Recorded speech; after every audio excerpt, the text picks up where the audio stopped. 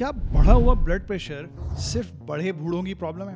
क्या 20 साल की उम्र में बढ़ा हुआ ब्लड प्रेशर देखा जा सकता है? सिर्फ थोड़ा बढ़ा हुआ ब्लड प्रेशर ही तो था मेरा, ये 10 तरह के पता नहीं कैसे कैसे टेस्ट लिख दिए। तो अगर आपकी उम्र 20 या 25 साल या इसके आसपास है और आपको ब्लड प्रेशर बढ़ा हुआ बताया गया है, तो आज की वीडियो आपके लिए है। अंशुल की उम्र 23 साल थी। ग्रेजुएशन खत्म करने के बाद उसने मल्टीनेशनल कंपनी ज्वाइन की। प्री एम्प्लॉयमेंट चेकअप में पता चला कि भाई उसका बीपी तो 150/100 चल रहा था। अंशुल और उसके घर वालों के लिए बहुत चौंकाने वाली बात, इतनी कम उम्र में बढ़ा हुआ ब्लड प्रेशर। ऑब्वियसली परेशान होकर उसने वही किया जो हर पढ़ा लिखा समझदार आदमी करता है, यूट्यूब पे ढूंढा। तुम्हें क्या लगा, दिखाने आया होगा? यूट्यूब पे ढूंढा बिना दवा के ब्लड प्रेशर ठीक करें 10 दिन में। बढ़े हुए ब्लड प्रेशर की दवा छोड़ाएं इस चमत्कारी हर्बल प्रोडक्ट से। खैर 6 महीने तक सब ट्राई करने के बाद जब ब्लड प्रेशर कंट्रोल नहीं हुआ तो फाइनली अंशुल हॉस्पिटल आया। ऑब्वियसली तभी तो मुझे ये कहानी पता चली। अंशुल अपनी तरह का इकलौता ऐसा लड़का नहीं है जिसका ब्लड प्रेशर बढ़ा हुआ रहता है। एक डेटा के मुताबिक जो दुनिया भर में जितने भी अडल्ट्स हैं उसमें से 45% लोगों का ब्लड प्रेशर बढ़ा हुआ हो सकता है। इनफैक्ट इंडिया में भी एक स्टडी हुई थी, उसमें भी उन्होंने क्लेम किया था कि इंडिया में हर 3 में से 1 आदमी का ब्लड प्रेशर बढ़ा हुआ हो सकता है। इस स्टडी में यह भी पाया गया कि जो 20 से 44 साल तक के लोग थे, 20 to 44 ईयर्स के, उनमें भी कई लोगों का ब्लड प्रेशर बढ़ा हुआ था। हर 5 में से 1 का बढ़ा हुआ ब्लड प्रेशर यानी कि हाइपरटेंशन एक बहुत ही कॉमन प्रॉब्लम है और ऐसा नहीं है कि ये सिर्फ बड़े बुजुर्गों की बीमारी है। ये किसी भी एज में डायग्नोज किया जा सकता है। हाँ, एज बढ़ने के साथ हाइपरटेंशन के डायग्नोज होने के चांसेस बढ़ते चले जाते हैं। Symptoms of high blood pressure in young adults. कई बार जिन लोगों को, स्पेशली यंग लोगों को, जब ये बताया जाता है कि उनका ब्लड प्रेशर बढ़ा हुआ है तो उनका पहला रिएक्शन होता है, हाँ होगा बढ़ा हुआ, बट इससे मुझे कोई प्रॉब्लम तो है नहीं। हाई ब्लड प्रेशर या हाइपरटेंशन में ज़्यादातर केसेस में कोई भी सिम्टम नहीं होता है। It is by and large asymptomatic और इसीलिए इसे कहा जाता है एक साइलेंट किलर। साइलेंट किलर क्यों कहते हैं? बिकॉज सिम्टम्स नहीं देगा लेकिन chances of heart disease, stroke and many other complications ये बढ़ाता चला जाएगा। बढ़े हुए ब्लड प्रेशर के या हाइपरटेंशन के कुछ लोगों में कुछ सिम्टम्स पाए जा सकते हैं। ये सिम्टम्स क्या होते हैं? नंबर 1, हेडेक का होना हो सकता है। नंबर 2, वॉमिटिंग या नोजिया महसूस हो सकता है। नंबर 3, ब्लरीनेस ऑफ विजन या धुंधला दिखाई दे सकता है। नंबर 4, कुछ लोगों को नेजल ब्लीड या नाक से खून आने की दिक्कत हो सकती है। इसके अलावा कुछ लोगों को सोने में दिक्कत हो सकती है। किसी किसी को चक्कर आ सकता है। किसी किसी को सांस फूलने की दिक्कत हो सकती है चलने फिरने में।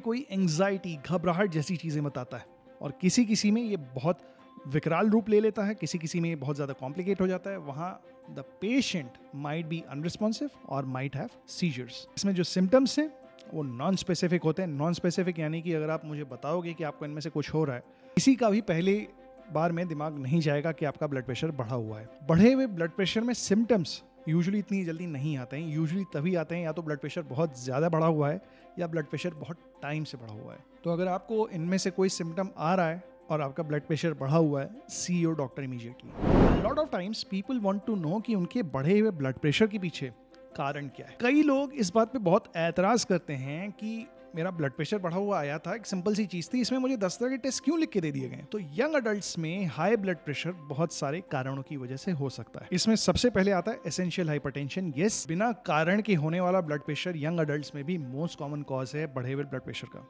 इसके अलावा कई पेशेंट्स में, कई यंग अडल्ट्स में कुछ सेकेंडरी हाइपरटेंशन के केसेस हो सकते हैं। सेकेंडरी हाइपरटेंशन यानी कि कुछ अंडरलाइंग डिजीज पड़ी थी जिसकी वजह से आपका ब्लड प्रेशर बढ़ा हुआ आ रहा था। कम एज में जब भी ब्लड प्रेशर डायग्नोज किया जाता है उसमें सेकेंडरी हाइपरटेंशन को बहुत एग्रेसिवली हंट किया जाता है, बहुत एग्रेसिवली हम लोग ढूंढते हैं। क्यों? बिकॉज ये एक ऐसी चीज है in certain circumstances which can be corrected.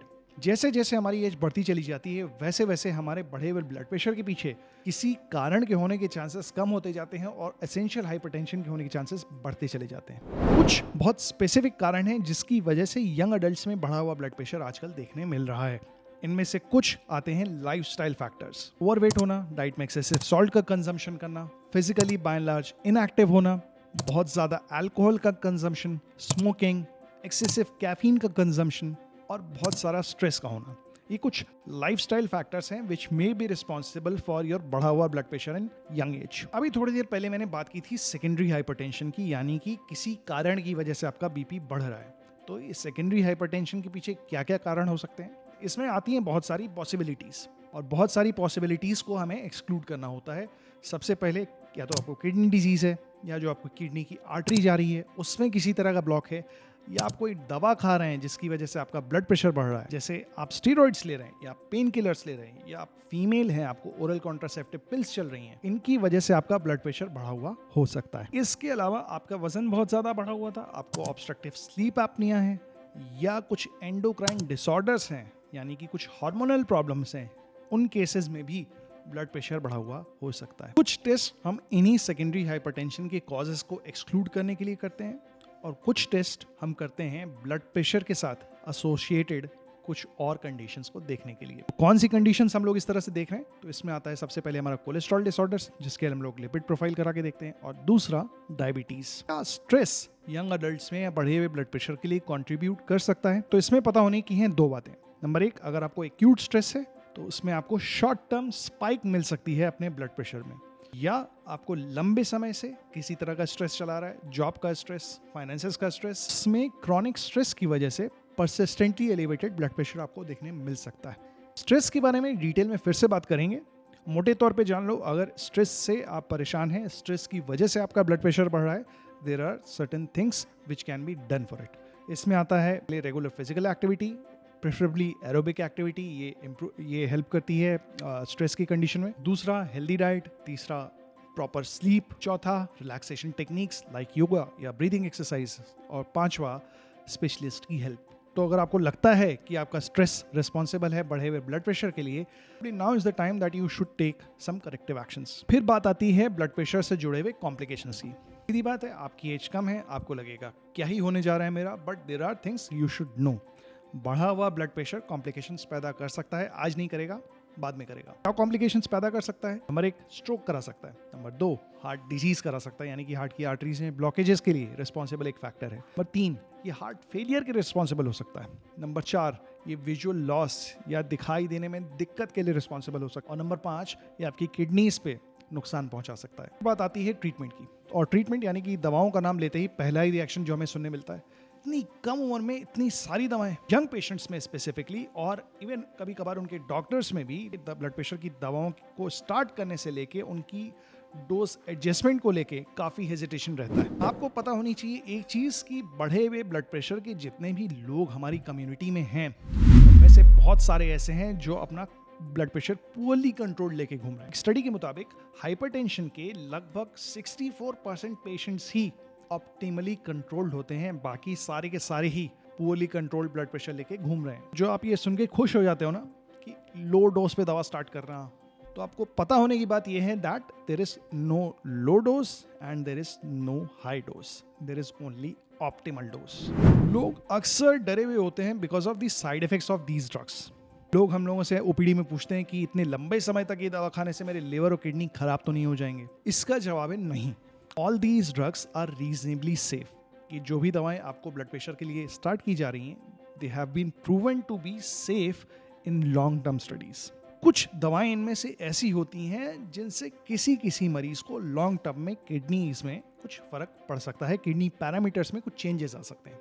इसे पहचानने के लिए क्या करना होता है? इसे पहचानने के लिए पीरियोडिकली समय समय पे आपको साल 2 साल में एक बार अपना KFT का टेस्ट करा के देखना है। इन केस अगर हम कुछ एबनॉर्मलिटी डिटेक्ट करते हैं तो इन दवाओं को सब्स्टिट्यूट कर सकते हैं and kidney parameter will revert back to normal. फिर बात आती है कि कम उम्र के लड़कों में या यंग अडल्ट्स में कितना फ्रीक्वेंटली ब्लड प्रेशर को नापा जाना चाहिए। इसका कोई डेफिनेटिव जवाब नहीं है। ये डिपेंड करता है कि आपके रिस्क फैक्टर्स कैसे हैं, आपका वेट कैसा है, आपकी ब्लड प्रेशर की फैमिली हिस्ट्री कैसी है, आपकी ओवरऑल हेल्थ कैसी है। अगर आपकी उम्र 18 साल से ज्यादा है, आपका ब्लड प्रेशर ठीक रहता है और आपको हार्ट डिजीज का कोई रिस्क फैक्टर नहीं है, तो 2 से 5 साल में आपको अपना ब्लड प्रेशर देखना चाहिए। अगर आप एक मेल हैं, आपकी उम्र 40 साल से ज्यादा है या इवन उम्र कम है और आपको हार्ट डिजीज का या बढ़े हुए ब्लड प्रेशर के होने के कुछ रिस्क फैक्टर्स हैं, जैसे कि वेट बढ़ा हुआ है या फैमिली हिस्ट्री है यंग हाइपरटेंशन की, तो उस केस में आपको एनुअली अपना ब्लड प्रेशर चेक करके देखना चाहिए। सब कुछ ठीक चल रहा है, आपका बीपी एकदम नॉर्मल रेंज में है,